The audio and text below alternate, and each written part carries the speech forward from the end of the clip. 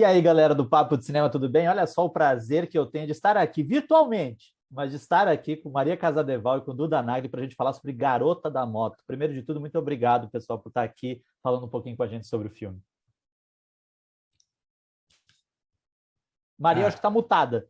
A Maria está mutada, então eu agradeço Ai, aqui. Muito gente. obrigado também pelo papo, Marcelo. O clássico da pandemia. Seu microfone está mutado. Mas eu estava É. agradecendo. Agradecendo por estar aqui também, é uma honra. Eu queria começar conversando com vocês, porque assim, especialmente a protagonista, a Joana, é uma personagem que ela está num lugar que foi durante muito tempo consagrado ao homem, né? Que é a heroína de ação. Muito tempo foi o homem o herói de ação, e felizmente a gente vê esse panorama sendo transformado.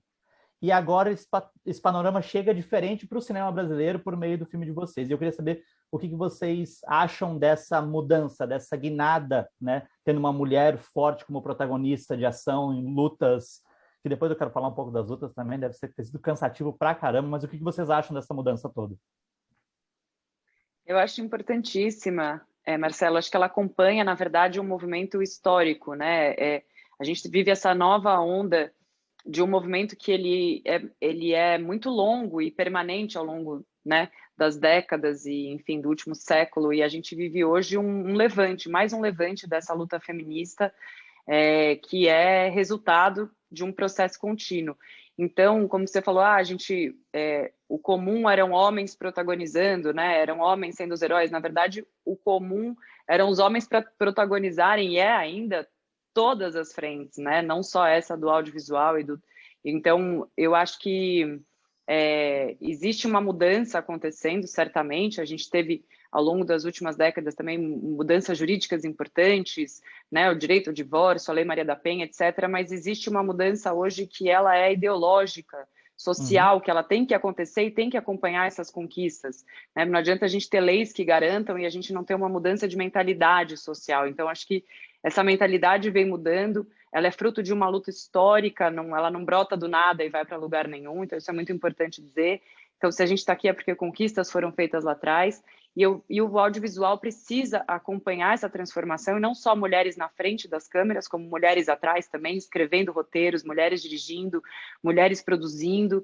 Então, é uma mudança que, felizmente, reflete um momento de transformação cultural, social, e que deve e tem que ser cada vez mais aprofundado, porque acho que a Angela Davis tem uma frase que é muito importante, que é: a liberdade é uma conquista diária, ou cotidiana, ou permanente, se não me engano, mas é isso, as conquistas elas têm que ser nutridas e regadas permanentemente, as lutas continuam, as vitórias são importantes, mas a luta permanente é o que transforma de fato, e a Joana é um fruto desse processo de transformação. Duda? Agora é o Duda que está mutado. Essa é a dinâmica do online. Foi mal. Mas eu assino embaixo, eu acho fundamental essa parte da mulher ganhando protagonismo nessa parte também. Eu me considero até fruto dessa transformação.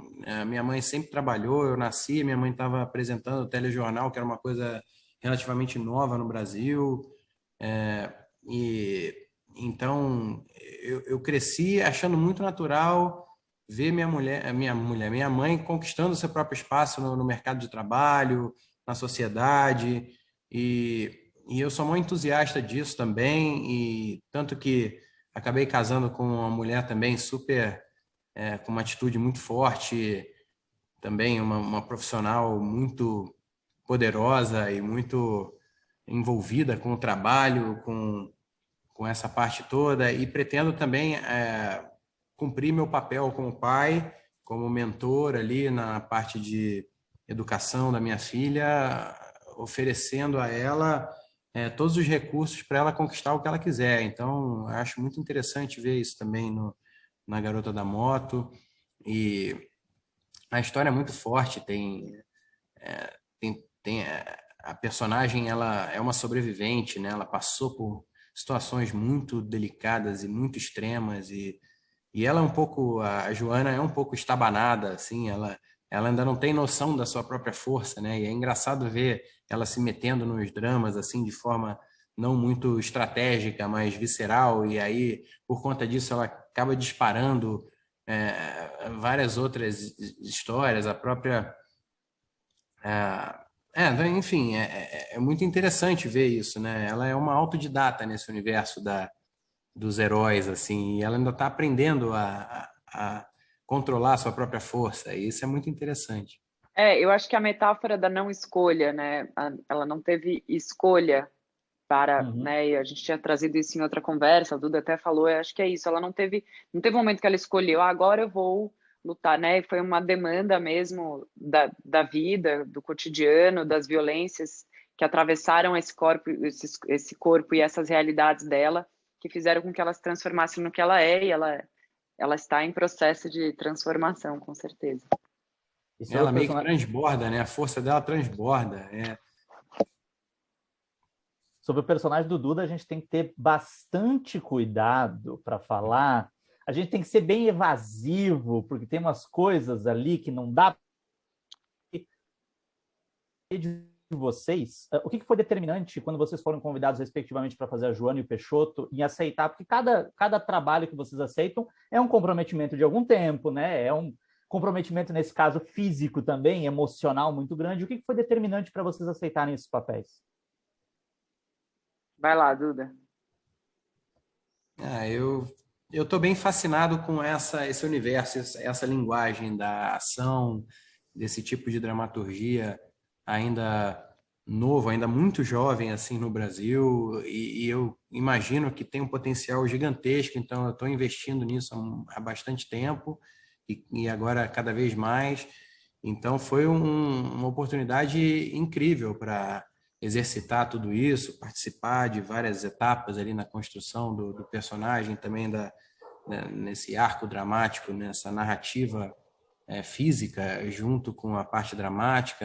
Eu acho isso muito interessante e foi muito legal ver como a Maria mergulhou de cabeça e o Luiz é uma figuraça, então ele vai como um maestro, sabe, super maestro misturado com Tasmania. Então ele vai também de uma forma muito intensa, visceral e aí contagiante. Então o Renan e a Carol que fizeram toda essa parte da coreografia e da execução e da lapidar, né, essa parte marcial, técnica e tal.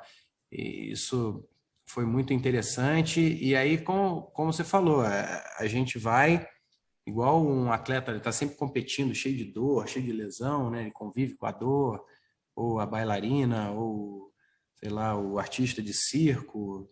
A gente também experimentou um pouco isso, né, Maria? A gente teve que lidar com esses contratempos, de essas lesões, essas dores, essa parte toda, e eu acho isso muito envolvente também. Com certeza.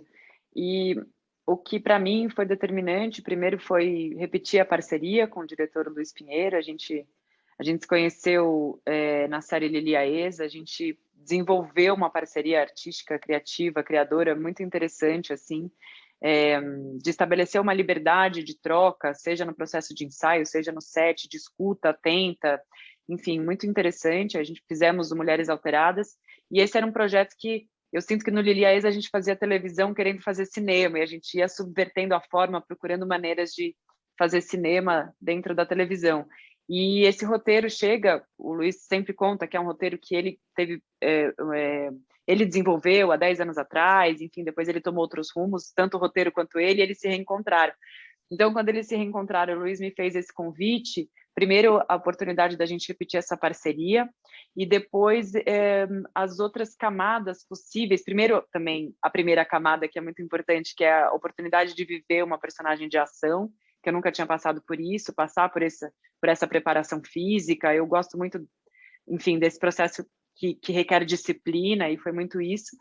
Mas também as outras camadas desse roteiro. Então, tem duas frases que definem muito bem a Joana, em conversa com a Ribeiro, que é a personagem da Naruna, que é: eu não consigo ver uma injustiça, saber que eu posso fazer alguma coisa e não fazer nada. E depois ela pergunta: eu vi aquela mulher sendo agredida fisicamente, eu deveria ter fechado os olhos e passado adiante, fingir que eu não vi? Então, acho que a Joana tem um senso ético, uma postura ética que muito me atrai, assim, eu acho muito digno, e poder contar a história dessa mulher comum, mãe solo, que pode se conectar com milhares de mulheres brasileiras, assim, né, nesse Brasil grande e bastante diverso e muitas vezes injusto, foi uma coisa que me chamou muita atenção, assim, para estar nesse projeto. Bacana. E para a gente encerrar, porque infelizmente meu tempo já está se acabando, a pandemia veio e muda tudo, mas não o fato de que a gente tem um tempo limitado, porque vocês também já estão o dia inteiro aqui falando, respondendo perguntas todas muito diferentes, todas perguntas muito originais, eu tenho certeza. Mas eu queria saber de vocês, até porque assistindo ao filme, eu confesso que eu fiquei cansado de ver vocês, de pensar no processo de vocês, porque as lutas são muito intensas e as lutas são muito decupadas, né? Então, assim, vocês vão lutar, então tem muitos planos. Eu queria saber, assim, se foi um processo realmente exaustivo fisicamente, como parece ter sido, e como é que foi essa questão toda. A gente vai dizer que os personagens da Maria e do Duda lutam? A gente não vai falar isso em nenhum momento, mas eles lutam, enfim, tem lutas, eles lutam. Mas eu queria saber como é que foi esse processo para vocês, porque vendo parece assim, nossa, me deu um cansaço. Às vezes tinha umas cenas da Maria que eu dizia assim, meu Deus, cara, a Maria deve ter ficado a tarde inteira para fazer essa cena, gente. O que está acontecendo? Marcelo, eu fico muito feliz com o seu compadecimento, assim, porque eu mereço ele. Assim, de verdade. Foi realmente um processo muito exaustivo, mas é claro que cercado de profissionais e com toda a segurança, o Luiz, ele tinha as cenas todas muito bem decupadas, a gente trabalhou muito isso na sala de ensaio, mas o mais difícil para mim, embora as coreografias fossem complexas, existiram algumas situações no processo de ensaio, eu tive uma crise de vertigem, machuquei um pouquinho um dos joelhos e entrei num processo de fisioterapia, mas o que era mais cansativo para mim era entre um take e outro manter porque não é que dá o corte e você pode descansar, dá o corta e você tem que continuar sustentando essa respiração para que o suor não pare, para que a respiração continue alterada. Então, sustentar esse estado alterado fisicamente era o que mais me exauria, assim. Mas eu trabalhando com o Luiz, mesmo quando a gente fez o Lili a Ex, que era uma comédia, eu sempre demandou de mim esse processo contínuo no set. Bom, eu nunca tive hábito de levar celular para o set, nunca faço isso, então eu sempre fico realmente muito em processo de concentração. Então eu lembro que no Lili, ela era uma personagem que demandava muita energia, então dava o corta, eu ficava em silêncio, assim, parada, só esperando a próxima ação. E na Joana, eu tinha que manter correndo, pulando, respirando, para que o próximo take tivesse coerente com a coisa que a gente estava construindo. Então, mas foi muito cansativo, Marcelo. Olha, fiquei feliz que você pôde perceber isso. Eu imaginei. E reconhecer publicamente para mim. A Maria falou tudo, é muito... achei que eu estava mudo de novo. A Maria falou tudo, a gente tem que se manter aquecido por vários motivos. Para, primeiro, manter a continuidade ali, né, do arco dramático, da narrativa e tal, e também para a gente não se quebrar inteiro, porque se você voltar depois de tipo, você faz uma sequência, você fica, porra, agora a gente foi muito bem, aí relaxa, aí volta para fazer a sequência daquilo, já faz um tranco ali no pescoço, tá aquela chicotada, você não vai mais conseguir olhar para o lado, vai ficar uma semana assim, né, com o pescoço duro. Então tem toda essa parte assim que eu brinco que é o lado dramático marcial, né? Artes dramáticas marciais, que é a mistura das duas.